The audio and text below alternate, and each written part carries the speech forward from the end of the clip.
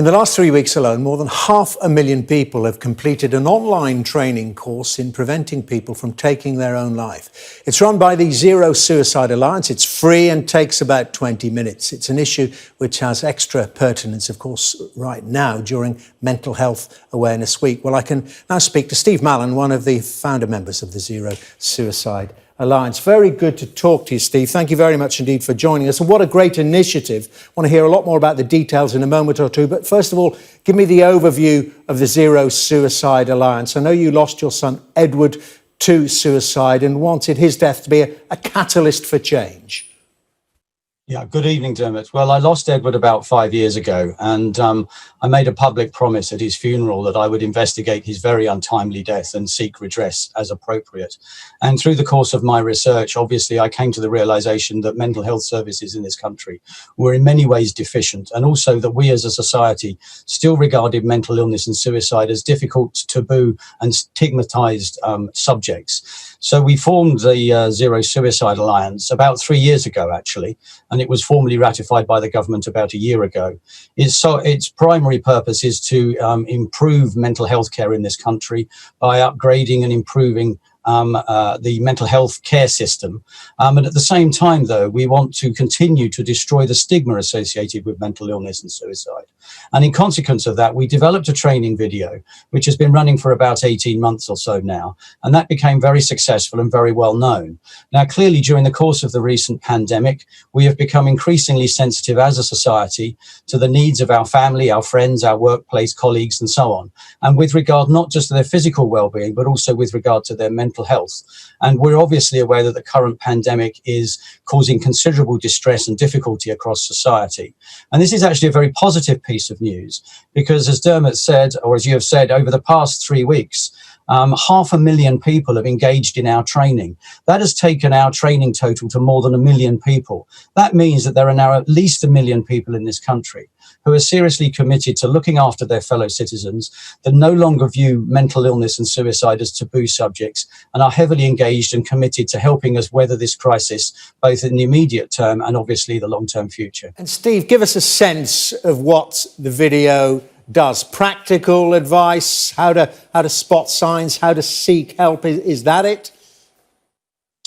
Essentially, yes. It is designed for the general public. It is not a technical, clinical, difficult thing. I'm very grateful to a number of dear friends of mine who helped produce the video and have starring roles in it.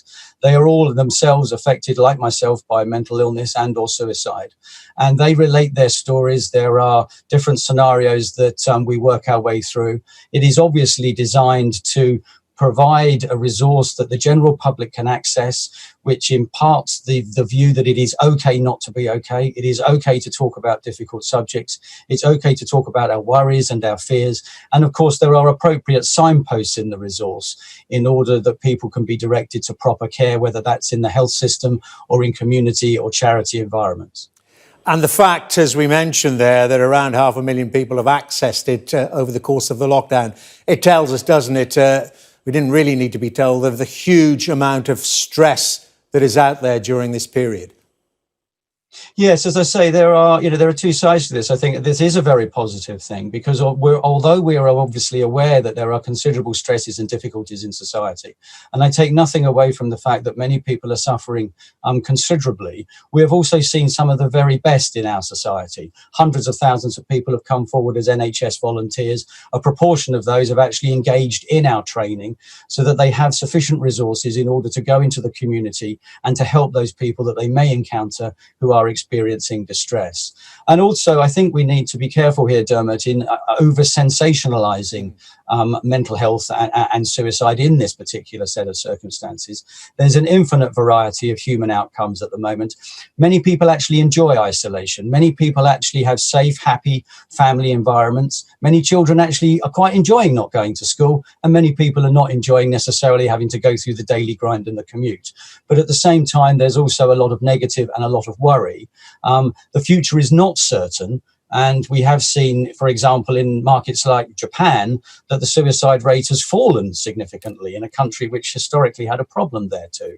But what we are trying to do is make sure that we as a society, as a community, are well versed in mental health, and that we as a community, not just within the health service, but across society at large, are able to take a more caring, more empathetic and more engaging approach to help those that might be in difficulty, which is something we expect to grow in prominence in the future. Well, thanks for highlighting the positives there, Steve. Very important. Just quickly, please let us know where we can find this video. Where can it be accessed? Quite simply, it's on the Zero Suicide Alliance website. Put that into a search engine, it'll come straight up. Free to access, completely anonymous. We would obviously encourage everyone to engage in that. But also there are many other resources that are available from other charities and other organisations that do very good work. I think we as responsible citizens all have a duty of care to arm ourselves for the current crisis and obviously the difficult times that might lie ahead. Steve, it has been fantastic talking to you. Thank you very much indeed. Steve Mallen there from the Zero Suicide Alliance.